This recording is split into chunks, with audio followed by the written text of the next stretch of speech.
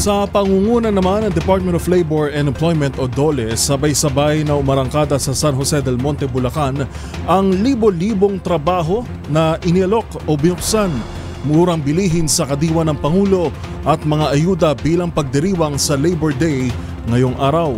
Narito ang ulat ni Val Gonzales. Kasabay ng ika-123 pagdiriwang ng Labor Day ay hatid ng Department of Labor and Employment o DOLE at Public Employment Service Office o PESO ng San Jose del Monte, Bulacan ang iba't ibang serbisyo para sa mga manggagawa sa Mega Job Fair na kilahok ang 32 lokal na employer na nag-aalok ng halos 5,000 trabaho kasama ng 6 na international recruitment agencies. Ayon kay DOLE Region 3 Assistant Regional Director at DOLE Bulacan Provincial Head Alejandro Inza Cruz, nagsagawa rin ngayong araw ng payout para sa halos 5,000 benepisyaryo ng DOLE Tupad Program. Bukod pa ito sa benepisyaryo ng Integrated Livelihood Project o DILP grant, kung saan nakatanggap naman ng tig 30,000 pisong halaga ng libreng livelihood gaya ng sari-sari store, karinderya at bigasan ng ilang benepisyaryo. Ang 20 nabigyan ng sariling hanap buhay ay pawang mga magulang ng natukoy na mga child laborer. Ngayon ding araw ng paggawa ay pinagkaloob ng DOLE ang 1 milyong pisong livelihood program para sa 40 TODA at graduate ng 4-piece beneficiaries para sa bayan ng Angat sa lalawigan pa rin ng Bulacan.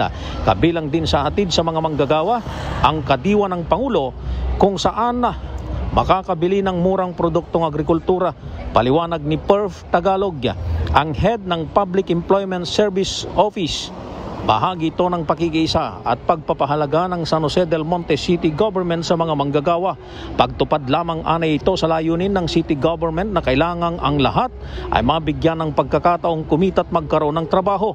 Samantala, bago pa man magbukas ang Mega Job Fair, ay makikita na ang haba ng pila ng mga job seekers sa Quezon City Labor Day Job Fair na isinasagawa pa rin dito sa Quezon City Hall.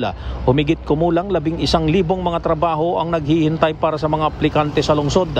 Ito ay mula sa iniaalok na trabaho ng mahigit 100 mga pribadong kumpanya at ahensya ng gobyerno. Paalala sa mga aplikante ni Christopher Gregorio, ang Labor and Employment Officer ng DOLE Quezon City, magdala ng maraming kopya ng updated na resume, valid ID at magsuot ng wastong damit kapag nag-a-apply. Maaari pang humabol ang mga naghahanap ng trabaho dahil bukas ang job fair sa Quezon City Hall hanggang mamayang alas 5 ng hapon. Para sa MBC TV Network News, ako si Val Gonzales, DZRH, una sa Pilipinas, una sa Pilipino.